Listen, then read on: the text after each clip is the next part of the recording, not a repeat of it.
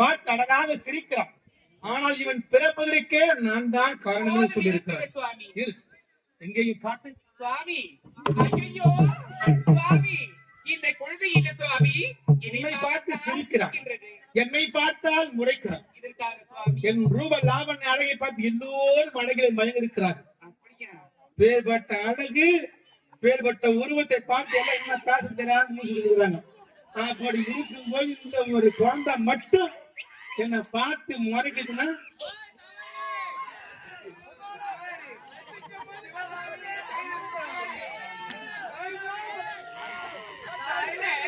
அப்படி என்றால் பொருள் ஒன்று இருந்தால் பேர் நிச்சயம் இருக்கத்தான் இருக்கும். இந்த குழந்தைக்கு முதல் பேர் சுட்டுங்க. அப்படியா? அரக்கணத்தை விருந்தர் இரணியாக்குதல் நரபல் கோட்டைக்குள் இருந்தான். அப்படியா? அவனை வெப்பெற்று அவதரம் அளித்து நரபல் கோட்டை கழித்து கோட்டைக்குள்ளே சென்று அவனை கொன்று உயிரை நீ எடுத்து வந்து கணத்தோடு வந்தேன்.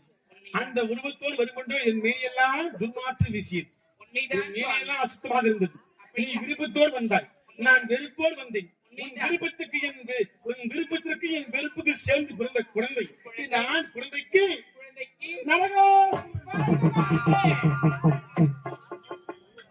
ஒரு சந்தேகம் வந்திருக்குமே.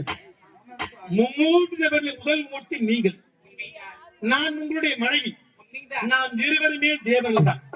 அப்படி இருக்கும்போது எத்தனையோ பேர்கள் இருக்கும்போது நரகாசுரன் என்று ஏன் இந்த குழந்தைக்கு பேர் தெரியும் என்ற சந்தேகம் வந்துவிட்டது.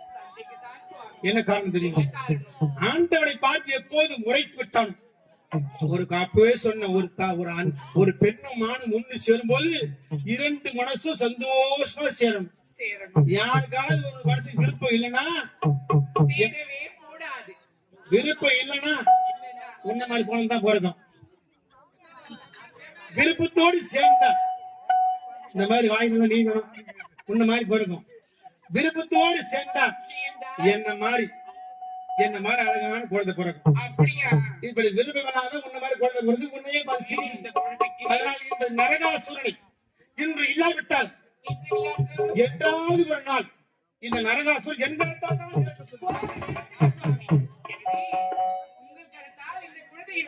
நிச்சயம் பண்ணணும். எப்படி சொல்லுகிறாய்? எப்படி? மணிமுத்தார மாலை. இந்த மாலையை இந்த குழந்தை கழுத்தில் போட்டுவிட்டு இந்த மாலை இருக்கும் வரைக்கும் இந்த குழந்தைக்கு சாவே கிடையாது சுவாமி. நான் தாய்ப்பாஸ். ஒரு குழந்தை பெற்றெடுத்து வீதியில் விட்டுவிட்டால் அந்த குழந்தை எங்கேயாவது சென்று ரொம்ப சண்டை வாங்கிட்டு வரும். ஆனா தாயத்தில் சொன்னா குழந்தை அதெல்லாம் பண்ணவே பண்ணாது. அந்த தாய் குழந்தை அரவணைப்பால் அதான் பாச பிணைப்பு.